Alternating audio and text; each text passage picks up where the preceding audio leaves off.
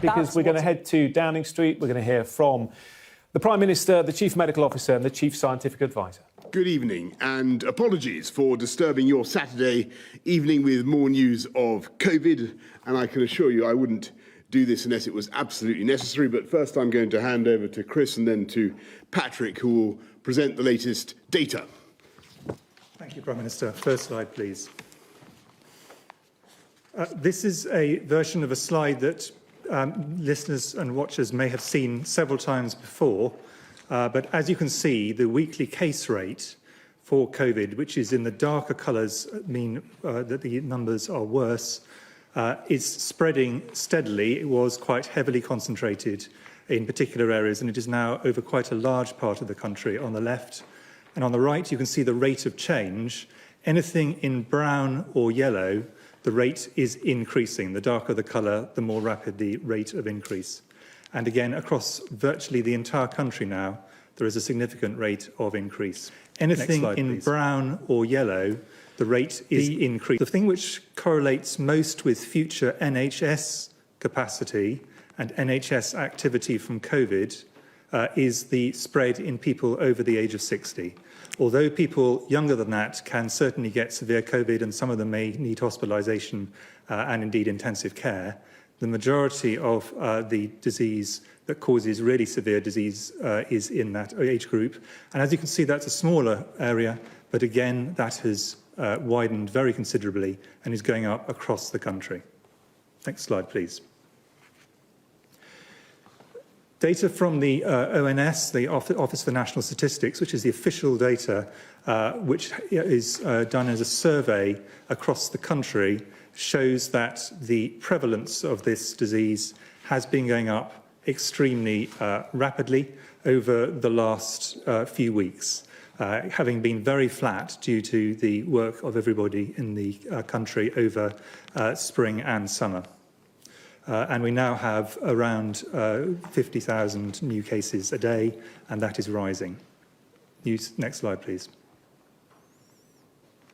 If we look around the country, thanks to the work that everyone is still doing, the R is substantially lower than it would have been if people were not doing the social distancing, were not doing all the things in families, in firms around the country. It would be going up much more rapidly than it is at the moment.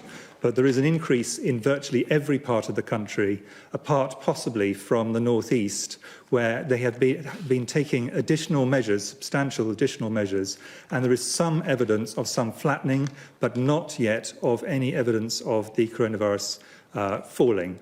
And that is important because it is now at quite a high level, and if things went wrong, the margin of error is very, very small. We have very little headroom, even in the one area where there is some flattening at the moment. So things are going up across the whole country. Next slide, please. And it's probably important to think about this in terms of ages. These heat maps go from left to right over time, so the right is the most recent, and from bottom, which is children under the age of 16, up to top, which is people over 60. And as you can see, what happens in every area is that it gets darker, meaning there's more cases all the way through the period we're looking at, and it steadily moves up the ages. So it doesn't remain constrained just to one age group. And the top line is beginning to darken in every part of the country. And those are the people over 60 who, as I say, will translate over time into some cases going into the NHS. Next slide, please. And we're now beginning to see this. This is moving over to NHS activity. We're beginning to see this with a rise in the number of hospital admissions in England by age group. And this is just looking at people at different age groups. There is a rise in virtually every age group in older adults, basically anyone over the age of 45. There's a rise in number of people going into hospital with COVID over time. And this is obviously going up not in a straight line, but in an accelerating line. Next slide, please. If we compare the number of people in hospital at this moment with the first peak of COVID, these are NHS people in NHS beds in England by NHS region, currently, only in the northwest is this coming close to the peak that we previously had, but it is increasing in every area. And if we do nothing, the inevitable result is that these numbers will go up and they will eventually exceed the peak that we saw in spring of this year. Next slide, please. And therefore, if you look at the NHS as a whole, inpatient beds, dark blue is August, light blue is September, and purple is October. You can see it was still falling in August. In September, initially flat, and then a very gradual increase in numbers, but now it is going up steadily on an exponential curve. Next slide, please. Looking at individual hospitals, NHS hospitals, these are the hospitals with more than 100 COVID inpatients in them. This number will increase over the next weeks. And in green are hospitals which have got below half of their previous peak. In orange is the point where they actually get to half the number of people in hospital they had at the COVID peak. And in red is where they exceed the number of hospital inpatients they had at the peak of the first wave of this. And as you can see, the progression is steady, and we now have several hospitals with more inpatients with COVID than we had during the peak in spring. Next slide, please. Fortunately, the death rate, although rising, is still significantly below the peak, but the mortalities rate, the death rate, will track the number of people going into the NHS over time with a significant delay. And we're seeing increases now that are quite noticeable in the northwest, Yorkshire and Humber, and the northeast, and increasingly in the Midlands as well. But the other areas will follow because they will follow the NHS admissions. So that's all the data in terms of looking backwards. Those have already happened. Patrick is now going to talk briefly about the projections forwards. Thank you. Can I have the first slide, please? So just to recap, at the moment, these are three different ways of looking at it from different studies or the consensus group from the modellers of the number of people every day with COVID, catching COVID new, and it's 50,000 plus most likely as the number, and perhaps 500,000 people or more overall with the disease. Next slide, please. The R was relatively flat and below 1. Below the red line means the epidemic is shrinking. Above the red line means it's growing. And you can see from August onwards, the R went above 1, the epidemic grew and continues to grow. So although some of the measures that are in place have eased off perhaps the rate of growth, it's still growing. And that growth from a high baseline means numbers get very big quite quickly.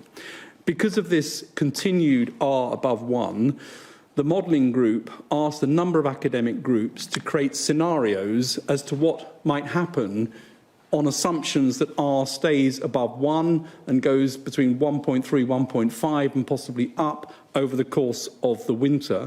And the next slide shows the early working from 2 weeks ago of some of those groups looking at deaths in England over the winter period. So this is early work scenarios looking at this on the assumptions of R, different groups, and as you can see, different groups come up with different answers depending on their models. But what is clear from all of them, in terms of deaths over the winter, there's the potential for this to be twice as bad or more in terms of the first wave compared to the first wave. So the models are clearly showing that this could be the case in these scenarios that are presented here. I want to move, though, from scenarios to now looking at the 6-week projections, which are more based on data now and have greater certainty than you can ever get when you're looking months ahead. This shows the hospital daily admissions. You can see the first peak on the left-hand side, and then over to the right-hand side, you come up to date, today, and then the projections forward over the next 6 weeks. And this is a consensus view across a number of modelling groups. And what you can see here is a projection that over the next 6 weeks into early December, the numbers exceed the numbers of hospitalisations in the first wave peak. And as Chris has already said, in some hospitals you see that already, but this suggests across the country as a whole we would see this. Some hospitals earlier than others, some a bit later, but this is the projection in terms of hospital admissions over the next 6 weeks, with the uncertainties in the shaded blue area. Next slide, please. Inevitably, hospitalisations lead, unfortunately, to deaths in some people. Again, you can see the first wave on the left-hand side, and the dotted line indicates the top of the first wave. And on the right-hand side, you can see the projection from today going forward in the blue. And again, the light blue indicates the uncertainty range. But what you can see is the model suggests increasing, the models, this is a consensus across models, suggest increasing deaths over the next 6 weeks, so that by the beginning of December, the 8th of December, this is very close to the first wave peak, if nothing is done. Now, clearly, if you stop the R from increasing, if you allow the R to come down, then you would flatten this off and then potentially reverse it. But on the current trajectory, that is what is thought to be the prediction for deaths over the next 6 weeks. And of course, that would continue to go up because the hospitalisations already exceeded the first wave peak. By this time, deaths would follow. So unfortunately, that's a very grim picture in terms of what this looks like in the absence of action and continued growth. Next slide, please.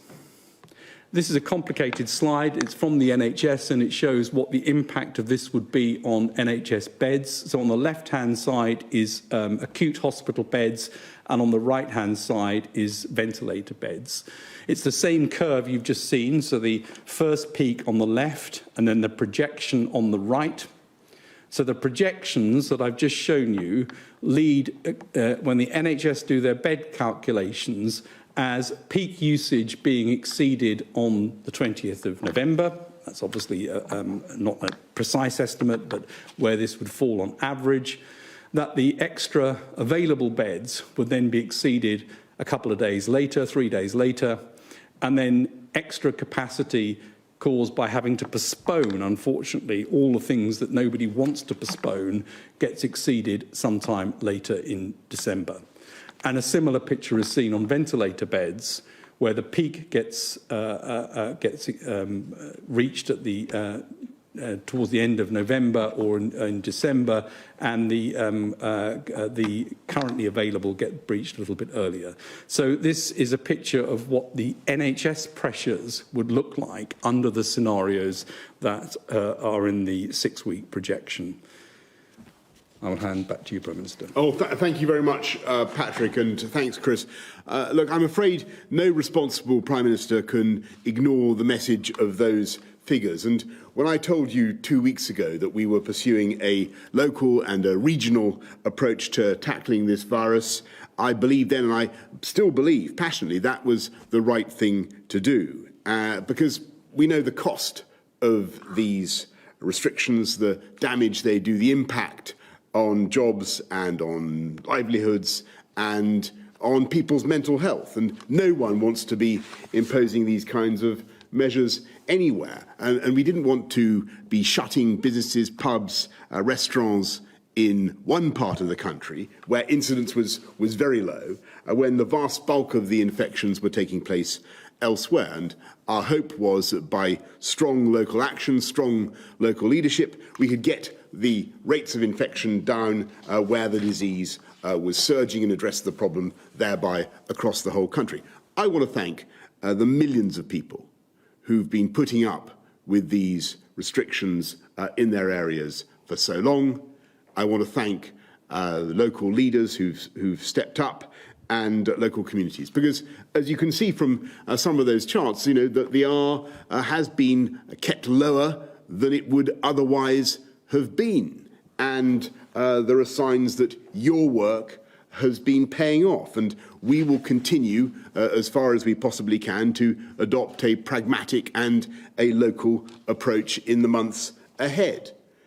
But as we've also seen from those charts, we've got to be humble in the face of nature, and in this country, alas, as across much of Europe, the virus is spreading even faster than the reasonable worst-case scenario of our scientific advisors, whose models, as you've just seen, now suggest that unless we act, we could see deaths in this country running at several thousand a day, a peak of mortality, alas, bigger than the one we saw in April. And as you've just seen, even in the southwest, where incidence was so low and still is so low, it's now clear, though, that the current projections mean that hospitals in the southwest will run out of capacity in just a matter of weeks unless we act.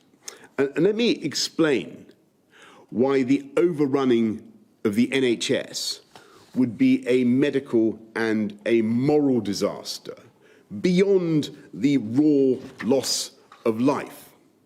Because the huge exponential growth in the number of patients, by no means all of them elderly, by the way, would mean that doctors and nurses would be forced to choose which patients to treat, who would get oxygen and who wouldn't, who would live and who would die.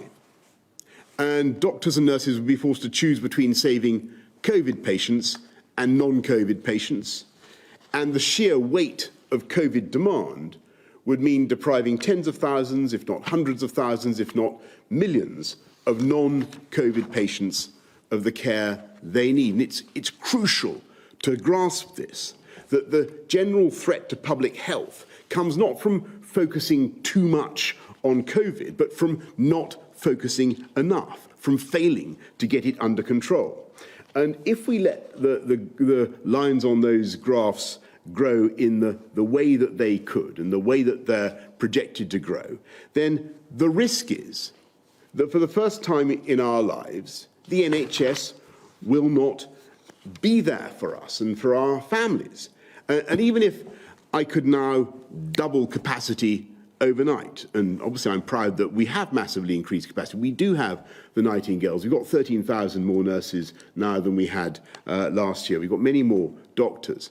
But it still would not be enough, because the virus is doubling faster than we can conceivably add capacity.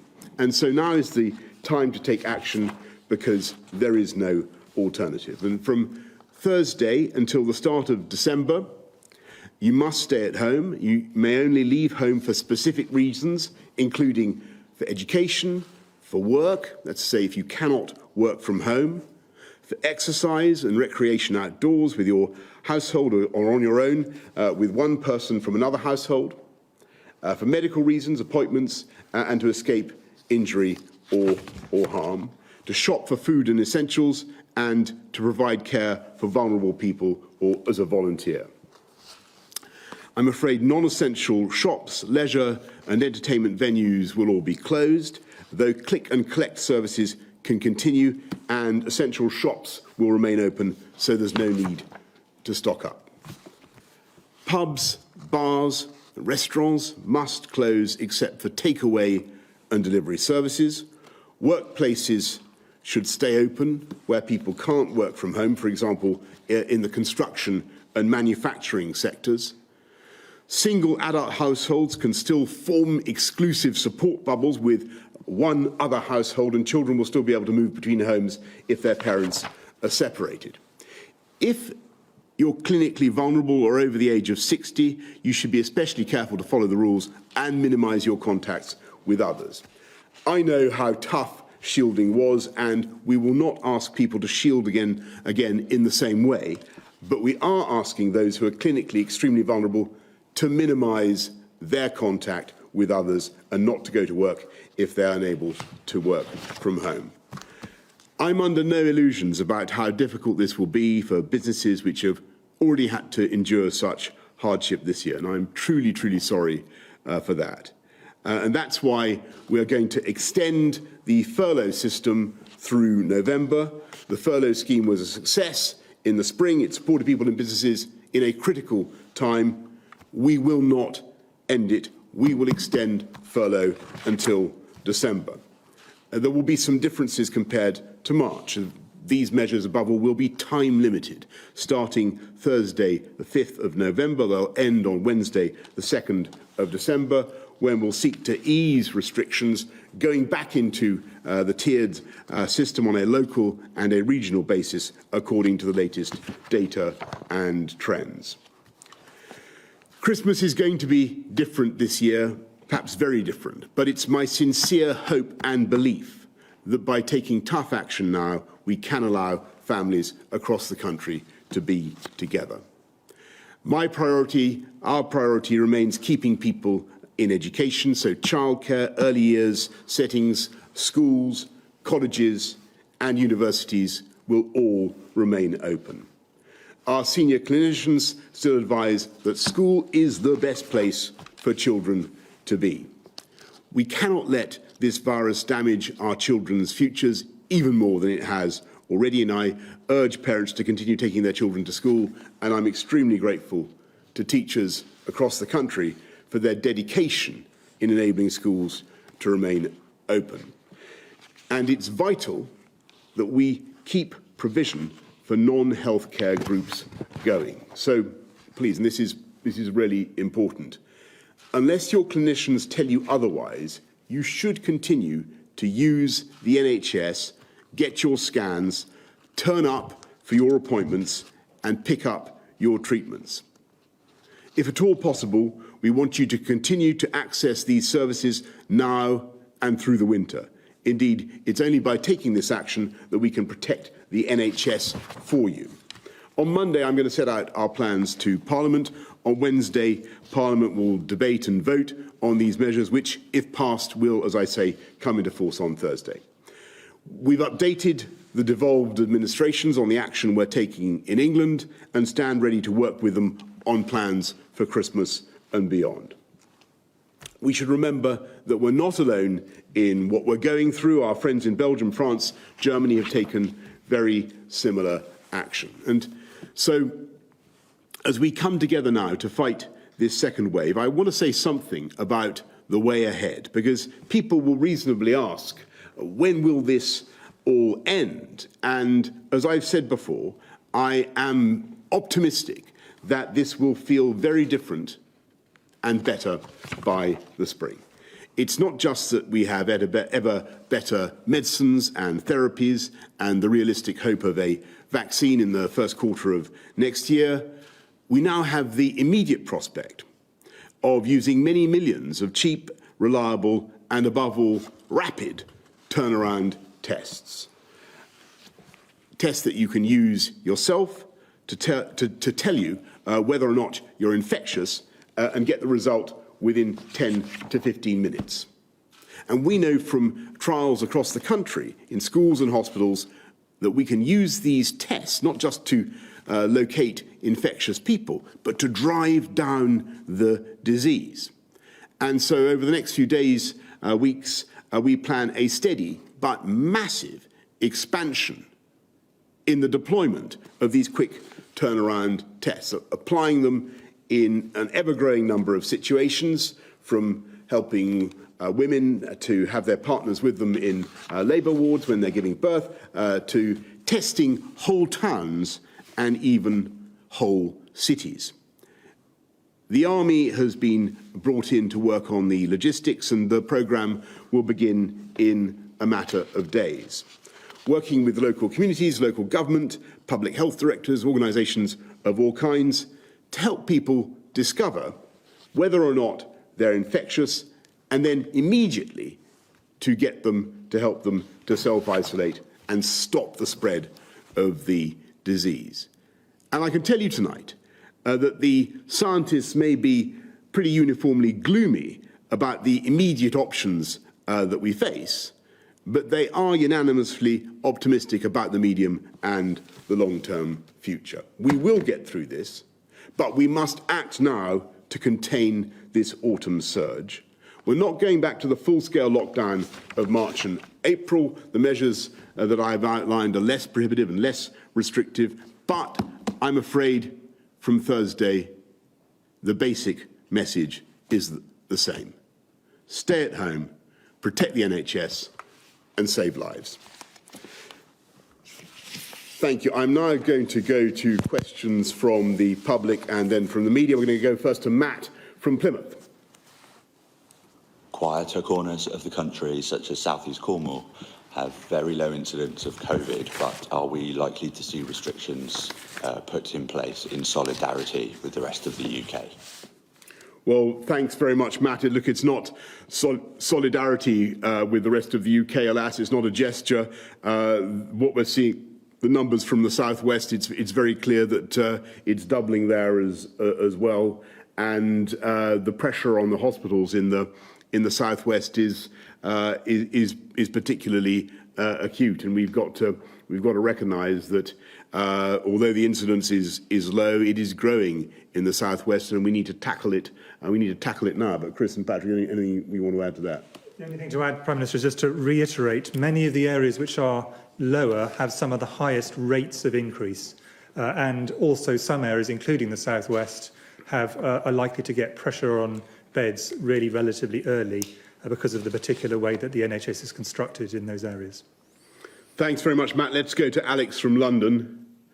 Alex from London asks, many graduates of 2020 are struggling to find work and having their internships and placements cancelled. What is the government doing to support graduates in accessing the labour market? Well, thanks, Alex. One of the many things that we're doing is the £2 billion Kickstart programme, which is designed to help 18 to 24-year-olds get into the labour market by supporting their employers to take them on with a contribution from government to the value of the living wage, and we hope that will be effective in what will unquestionably be tough months ahead. Kickstart amongst many other schemes that we're using to support young people get jobs across this country.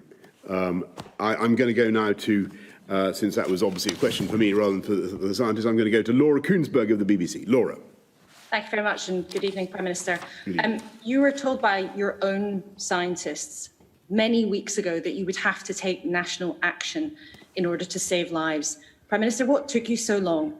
And to Professor Whitty and Sir Patrick, you've always been clear that taking early action would have the greatest chance of success in controlling the spread of this disease. Do you think that people may have lost their lives unnecessarily because of the delay? Well, Laura, let me just answer your question by saying this is a constant struggle and a balance that any government has to make between lives and livelihoods, and obviously lives must come first, but we have to be mindful the whole time of the scarring, the long-term economic impact of the measures that we're obliged to introduce. So I do think it was right and rational to go for the regional approach. You know, if we could have got the R down in those local areas in the way that we wanted, to get it below 1, I mean, we came very close in some places. I think that would have been a great way forward. Alas, in common with many other parts of this continent, we've just seen an overall growth rate in the second wave, and it has made it absolutely vital to act now to protect our NHS and to save lives. And you know, yes, it is true that the course of the pandemic has changed, and it's also right that the government should change and modulate its response in accordance. And I make absolutely no apologies for that. But I know there are other questions. Sorry. Well, I mean, this is a horrible virus, and these are horrendous decisions to have to make. And you know, one shouldn't underestimate the impact of lockdown and all the other things that come along with that. There's no doubt, from the purely point of view of the spread of COVID, the earlier you go in, the better. And so that is definitely the case for the spread of the disease. But of course, you know, people have to take into account other things as well, and that's a matter for politicians. Thanks very much. Well, the only thing I'd add is, relative to other countries in Europe, some have gone earlier and some have gone later. France, for example, has actually gone arguably slightly later in terms of its epidemic curve. And these are very difficult judgments for every government. I would reiterate, though, the point just from a health point of view, many of the things that are involved have significant downsides. And therefore, we've always been having to, in the advice, walk the path of saying there are some very significant things you have to do early, but if you do them early, you also come at a very significant cost. And how do you balance those two across one another? Thanks so much, Laura. Beth of Sky News. Thank you. Prime Minister, you said recently a national lockdown would be a disaster, but many people watching this tonight will conclude that your failure to follow sage advice and the advice of the men standing by your side 5 weeks ago was now the wrong call. We face a longer lockdown. Christmas is in doubt. The NHS could be overwhelmed. Do you accept you should have followed the scientific advice more closely? And do you regret that you haven't? And if I could just ask Professor Whitty, many people will be watching this tonight. They will be very worried about what it means for them and their families, particularly going into Christmas. Realistically, is it now too little too late to get us to a place where we will be able to celebrate Christmas with our families? Well, thanks, Beth. I just really repeat the point I made to Laura. We've obviously have to listen to all kinds of scientific advice, some of which tends in very much a different direction from some of the sage advice that you've seen. But we also have to balance that scientific advice with the consequences for people's lives, for people's mental health, people's livelihoods that comes from lockdown measures. And you've heard what David Nabarro of the World Health Organization, a very estimable epidemiologist, says about lockdowns. There's a range of advice, and there's a balance that we have to strike. I think I would just stress that we're not going back to we're not closing schools. It's very, very important that we're keeping schools open. Construction, manufacturing, we want to keep going. People, of course, should work from home. We want to minimise contact and get the R down, and that's the important thing. That's the way to protect the NHS. But I'm not going to pretend to you that these judgments aren't incredibly difficult. They are incredibly difficult, and we have to find the right balance, and we have to change with the changing pattern of the virus. And alas, what we're seeing now is a pretty consistent surge, not just in this country, but across many of our friends and partners in Europe. So we have to deal with it, Beth. In terms of the timing, the idea that there is some perfect time to act is a complete misapprehension.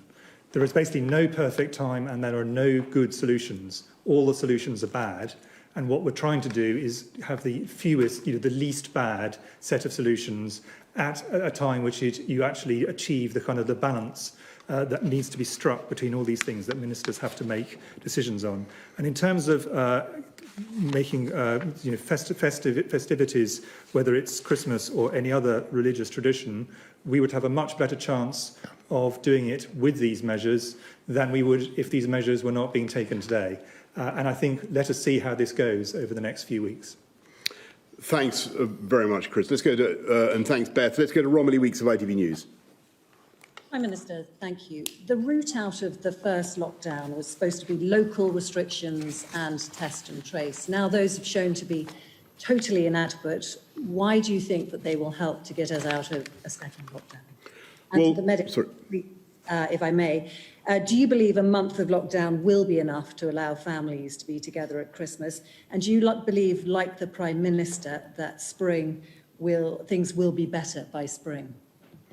Well, Romilly, first on why I think the local approach remains the right approach, and what I talked about what we're going to do with the lateral flow testing, the mass testing, the LAMP testing, all kinds of testing that we're going to be already are rolling out. That works so well if you have local buy-in, local support, local organisations, local councils, public health directors, everybody involved together. And that the same applies to all the measures that we want to put in place. That's why the regional approach was right. One reason why the regional approach was right. Second reason is and the local approach was right. Second reason, as I say, when you have a situation in which, in a very big country with a huge population, you have very considerable disparities in incidence, it's logical not to treat the whole country the same. And you heard that point made by Jonathan Van Tam and others very recently. And I think that holds a lot of water. The trouble we've got, I'm afraid, Romilly, is that the local leadership and the local initiatives, the tiers they were in, they made progress. I mean, they did get the R down in the areas or lower than it would otherwise have been. No question. They made a huge, their sacrifices, their effort made a huge difference. And perhaps if we continued, that it really would have worked in those areas. The problem was that we were just seeing too many cases really taking off across the whole country, and it wasn't coming down fast enough in those most badly affected areas. And so you have to take a judgment, and we have to try now to get this thing, to get the R right under control with the measures that we're setting out. Then, as I said, to come out of it in December, and hopefully people will have something a bit closer to a normal Christmas as a result. But more important than that, we will be able to spare the NHS and save a lot of lives, and that's the fundamental objective. On the questions you asked me, I think if we did not act now, then the chances of the NHS being in extraordinary trouble in December would be very, very high. So in a sense, this is trying to make sure that December is not an impossible place for the NHS with large numbers of people infected and large numbers dying. I am, however, as the Prime Minister said, one of many scientists who are much more optimistic when we look forward to spring. And that's for multiple reasons, each one of which contributes a small amount. But the two biggest ones are, as the seasons move on, we all know that this is the late autumn and winter period is the period of greatest risk for respiratory viruses. That's true for everything, flu and many other viruses as well. And we expect that will come to our significant advantage when we come through to the spring, for lots of reasons, people behaving differently because they're outdoors more, open windows and so on, and temperature. But also, and importantly, there are now multiple shots on goal from science.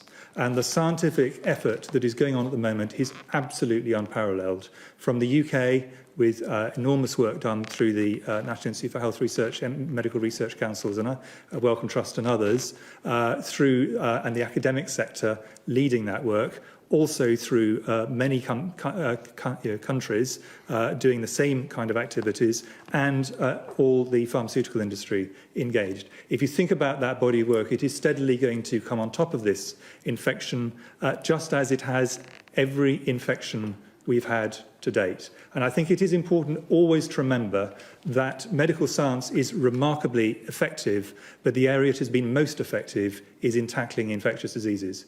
And which used to be the predominant cause of mortality, and they've now changed. So the expectation that science will bring forward large numbers of things which cumulatively will get on top of this, I think, is not an unreasonable one. That is what you would expect based on all previous experience.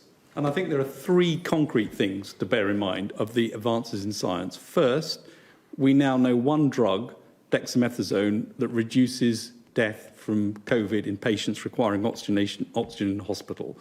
Second, vaccines are now in late-stage clinical trials, and there are many in late-stage clinical trials, showing an immune response. Doesn't mean they're all going to work, but it's a very important step along the way. Third, the new testing approaches, so the idea of faster near-person testing, which has been difficult up until now, and it wasn't certain that you get there, now looks real, as though that's going to come online. So those three things together are concrete, and you can see, therefore, the advances that are likely to come into play over the next months, and certainly by next year, in spring and beyond, you start to see the effects of some of those. Thanks so much, Romilly. Thanks. Let's go to David Wooding's son on Sunday. David.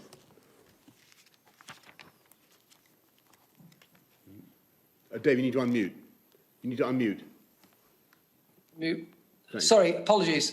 If this 4-week lockdown doesn't do the trick and you have to extend, what sort of length of time do you envisage? Another week, another 2 weeks, another 4 weeks? And could I perhaps ask Professor Ballinson, Professor Whitty and Sir Patrick, whether they think that 4 weeks is enough or whether they were pushing for a bit longer? And the other thing I'd like to ask quickly is the Premier League matches, are they still going to be played throughout this period? I can say yes to the Premier League, I think, with authority. David, on the, is the period up to 2nd of December going to be enough? I hope so. We have every reason to believe it will be, but we will be driven by the science, and we will look at where we've got to. I'm optimistic because as I said a couple of weeks ago, and I said again tonight, the R, although it's above 1, is not that much above 1. I think looking at one of the slides that Patrick showed us earlier, it has been coming down. The trouble is, that still means the disease is doubling. If we can get it below 1, then, as you know, it starts halving, and that's where we want to get. And we think this package will do that, but we will be led by the evidence. I think the key is getting the R really below 1 during this 4 weeks. So if we all do what we're supposed to do during this, the R will come down. If we can get the R well below 1, it starts to halve, and we end up in a much better position. But I don't think it's a situation where in 4 weeks' time you just say, well, everything's back to normal again, and there's going to have to still be some restrictions over the winter until the new measures come in spring and the new things come along. But 4 weeks with a really good reduction of R would make a big difference. And just on the period coming up to, as it were, to December the 2nd, we will be looking very carefully at what's happening in the tiered areas and working out exactly which tier would be most appropriate as we come out of these tougher autumn measures. Let's go to Harriet Lyon of the Press Association. Thank you, Prime Minister. What is your message to leaders in Scotland, Wales and Northern Ireland? Do you want them to follow your lead and introduce the same measures? And if not, are you considering restrictions on travel between the 4 nations? And to the scientists, why are you confident that you won't need formal shielding this time around? And is there also a danger that hospitals could still be overwhelmed despite these new restrictions? Well, thanks very much, Harriet. First of all, on the devolved administrations, the situation now is that there's quite a large degree of congruence between the whole of the UK, in the sense that Northern Ireland and Wales have very similar arrangements already to the ones we're announcing tonight, and Scotland, as you know, has its 5-tier system, which it also involves some pretty stringent measures to deal with fundamentally the same problem that we have across the whole of the UK, which actually we're dealing with in pretty much the same way. And as you know, every day there are constant discussions between the 4 CMOs, and certainly at a political level, constant conversations about how we're fighting this together. Yeah, and just to reinforce that the 4 CMOs talk together very regularly to try and make sure that the science and the thinking is as aligned as possible. In terms of the shielding, which is your question specifically to us, we're not suggesting that people who previously were on the shielding list, the just over 2 million people who are on the shielding list, do not need to take extra precautions. They do. But we learnt a lot from the first time with the shielding programme, and some of the things worked, but some of the things did not. So what we're not aiming to do is to reproduce it. There were both some practical problems, and there was also the issue of people having significant problems with loneliness and feeling completely cut off from society. And what we're trying to do is try and avoid those downsides to shielding, whilst reinforcing the message that for people who are particularly vulnerable, they do need to take even greater precautions than the general public. Right, well, that brings us to the close. Thank you very much, Harriet. Thank you, everybody, for watching. I just repeat those 3 rays of sunshine of optimism that we, I mean, from our scientific and medical advisor, rather than from me, the prospect of ever better drugs, already dexamethasone, the realistic, though by no means certain, but realistic prospect of a vaccine, and then the hopes that we're and confidence that we're now placing in rapid turnaround testing that we're rolling out across the country. But in the meantime, we have to put in place these tougher measures for now until the 2nd of December across the country. And it goes without saying, everybody, don't forget the basics. Don't forget hands, face, space. Get a test if you have symptoms. Thank you all very much. Stay safe. Thank you.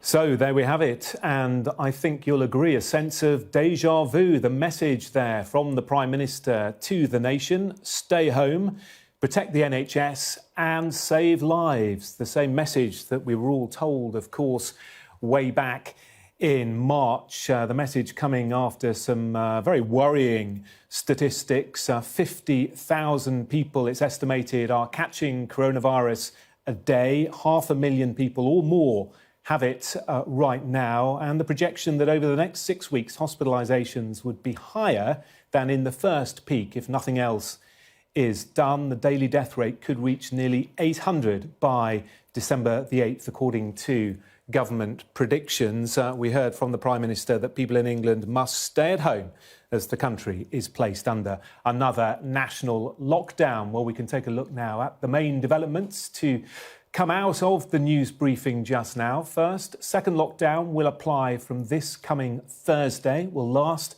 until the 2nd of December. Now, it means pubs and restaurants, with the exception of takeaway venues, will have to close. That is the same with all non-essential shops and leisure facilities. Now, the Prime Minister said keeping children and young people in education is a priority, so he's kept schools, colleges and universities open. He said travel is not advised unless absolutely essential or necessary for work. People abroad on holiday will be allowed to travel home. And he also said that there will be a furlough scheme payable at 80%, as it was first time round, for the duration of the package of tougher national measures. Our political editor Beth Rigby is with me now.